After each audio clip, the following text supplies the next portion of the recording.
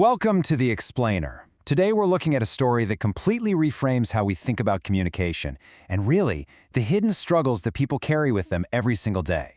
We're going to be exploring the fascinating reality of a brilliant musician named Megan Washington. Now, when you look at a performer who spends their entire life on stage, you kind of make certain assumptions, right? You assume they just crave the spotlight, that they're flawlessly confident, and that their voice is their ultimate weapon. But what if that exact same voice is actually their greatest source of terror? Well, let's uncover the loophole of song. Okay, let's dive right into the core paradox of Megan Washington's life. On one hand, we have singing in front of an audience, which she is completely 100% fine with. Actually, she thrives on it. But on the other side, speaking in front of an audience, that fills her with what she literally describes as mortal dread. And this is the stark reality she lived with for her entire life, up until she finally decided to step onto a TED stage and just talk about it. No instruments, just her voice. I mean, imagine the sheer courage it takes to confront an audience when simply forming the words is your absolute biggest fear. Section 1, the mortal dread of speaking, a lifelong struggle. For the longest time, Megan just never spoke publicly about her condition. She lived in this perpetual hope that, well, just by growing up, right alongside eventually learning French and figuring out how to manage money, her stutter would just magically disappear. But then, she hit 28. At 28 years old, this profound realization washed over her. She was undeniably a grown woman. She'd spent her entire adult life performing, building a career, navigating the world, and yet the stutter was still there. It wasn't going away. It definitely wasn't something she was just going to naturally outgrow alongside her youth. And it was at this specific age that she decided, you know what? She owed it to herself and her audience to finally be completely honest about the reality she was actually living in. Section 2. Awkward situations with stuttering. Navigating the world with a stutter. Because, see, a stutter is a deeply social issue. When Megan hesitated in everyday life, people constantly misinterpreted those pauses. They'd assumed she was drunk, or maybe that she had just completely forgotten their name. Now, what's really interesting about this next bit is a specific encounter she had in Hamburg, Germany. For someone who stutters, the absolute worst-case scenario is running into someone else who stutters. It's like a perfect storm. So she meets this guy, and he says, "Hello, my name is Joe." And Megan, just trying to be polite and introduce herself back, replies, "Hello, my name is Meg." The sheer horror she felt when she saw his face drop, it was palpable. He genuinely thought she was mocking him. He thought she was making a cruel joke about his speech impediment, completely unaware that she was trapped in the exact same struggle. It's kind of funny in retrospect, sure, but in that moment, it perfectly highlights the agonizing, almost tragicomedic reality of navigating daily life with a stutter. Section 3. Evasion tricks and changing words. The mental gymnastics of speaking.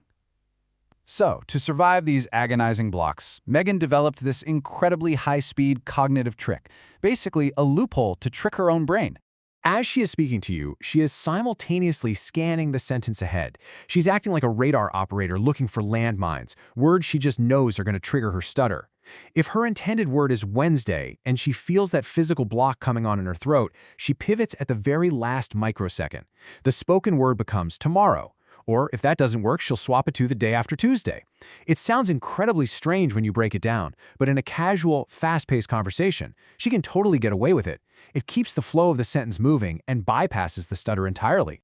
So the crucial point here, the massive glaring flaw in this mental evasion trick, is that you cannot change people's names. Proper nouns are the absolute worst for someone who relies on word substitution.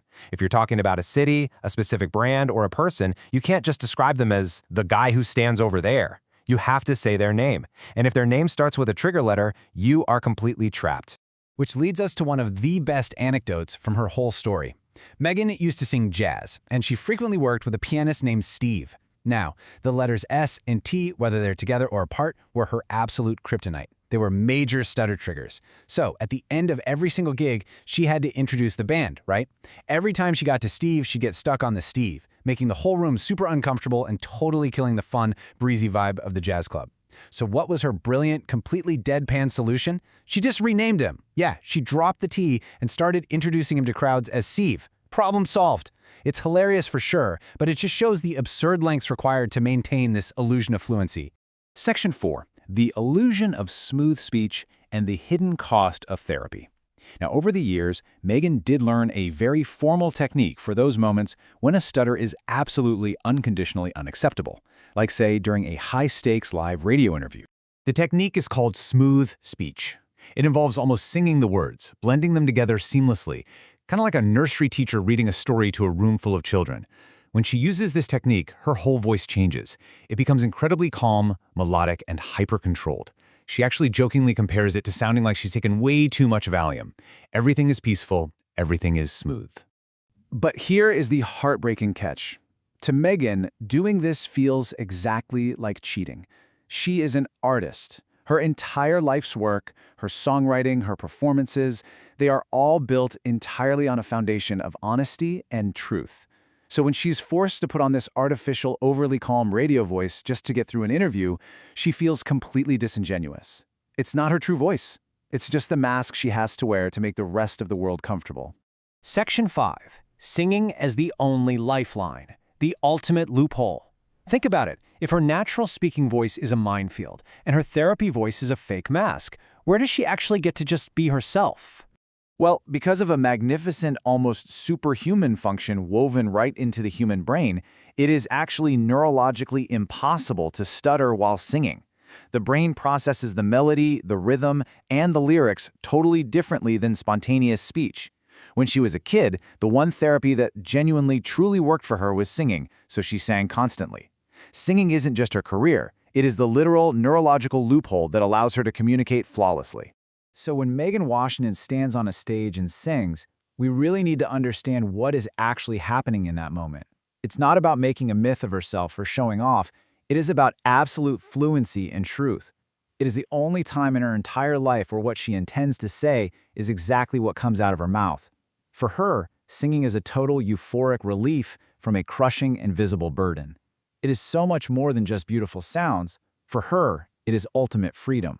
And this brilliantly illustrates why, at the end of her talk, she sat down at the piano and sang these incredibly vulnerable lyrics. I'd like to know, are there stars in hell? And I'd like to know, I know if you know, that you make me lose everything I know. After spending her whole life terrified of stumbling over simple words like Wednesday or Steve, she can effortlessly belt out the deepest, most complex emotions in her soul without a single millisecond of hesitation. The music carries her truth perfectly. Megan Washington's story forces us to look way beyond the surface of how people present themselves.